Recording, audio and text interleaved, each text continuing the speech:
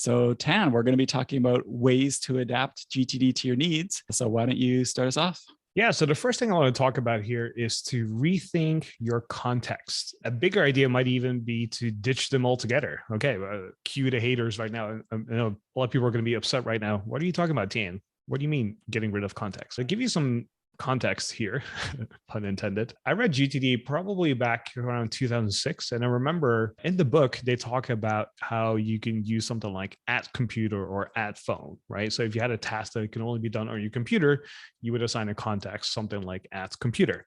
Likewise, if you had to make a phone call or there was something you can only do on your phone, you would create something like at phone so you can differentiate between your tasks. You can quickly find stuff as needed. And that was the whole purpose behind a context, which would give you almost like a tag or a label. So you know very quickly how you can do something and when and where. This is, again, around 2006. And then 2007, about a year later, the iPhone came out. And that literally changed the game for so many different things. But for me personally, it also changed how I got work done.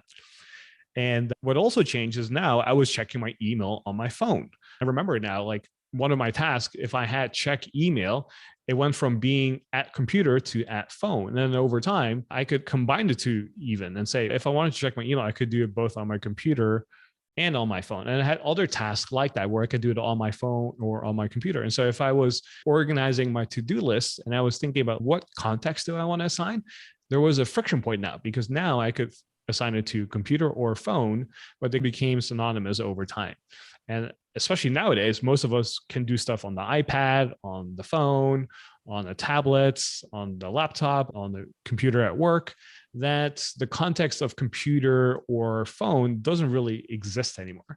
And what I've personally noticed over the years, I got rid of context altogether. And I've tried a lot of different things over the years where context became stuff like energy levels, right? So instead of differentiating where I did things, I would differentiate it by energy level. So if I had a task that maybe was something that required very little energy, I would assign a context called low energy. So I know that anytime I was in a bad mood or I didn't have a lot of energy that particular day, but I still wanted to do stuff or get stuff done, I would just find tasks by that particular context. And I was able to do stuff that way. But I got rid of that as well, where I had like low, medium, and high energy.